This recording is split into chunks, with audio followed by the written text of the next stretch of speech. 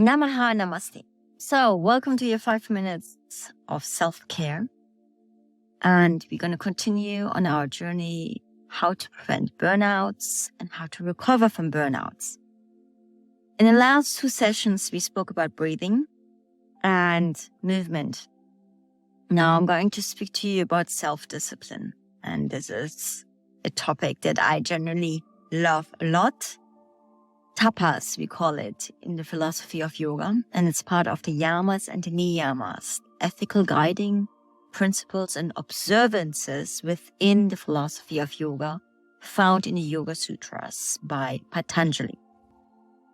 Why do I refer back to philosophy? Because it's great to know a lot of things, but what is more important is to apply this knowledge, which then becomes wisdom. We are playing with our nervous system when it comes to the breathing and the movement exercises that helps us to get into the state of relaxation to the rest of the and digest part of our parasympathetic nervous system.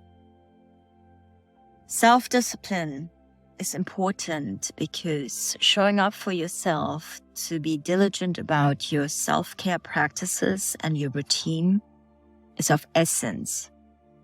Because we only ourselves can invoke change.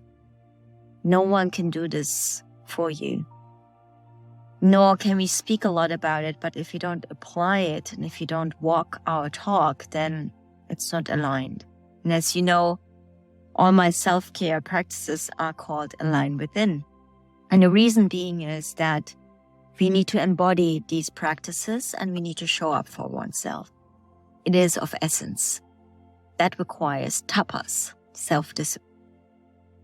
Showing up for oneself on a daily basis and doing this work for oneself, which is a practice of self-love. This also means that knowing when to step back. So if you feel you are already running low on energy and you feel it is difficult for you to sleep, it is difficult to get this rest and this recalibration time, then it is up to ourselves to step back. I give you an example. I'm now at Shaolin Temple Europe and I try to go here like every 2 months or 1 month. And I invest my money in myself. This is important for myself, but this is really just my journey. I'm sharing this only with you to give you an example. I know exactly when I work a lot and when I have a lot going on, I need to step back. Just even for 1 or 2 days, I need to step out of my daily life and go to the Shaolin Temple to be offline, to be off the grid and help myself to recalibrate and recenter myself, to find this alignment within myself. So whatever this is for you, this practice is really up to you to know when you step back. And no one can do this for you, nor should you feel obliged by other people just because their threshold is really high and they can juggle many things at the same time. It doesn't mean that you are the same kind of person. And that's okay. It's not a competition. Very important to understand. You don't compete with others and you don't compete with oneself. There will always be someone who is way more energetic. And I like to say that because obviously I live around Monaco and I have to operate there, and there's always someone who is richer, wealthier, better looking, younger, whatsoever. But there's only one version of you.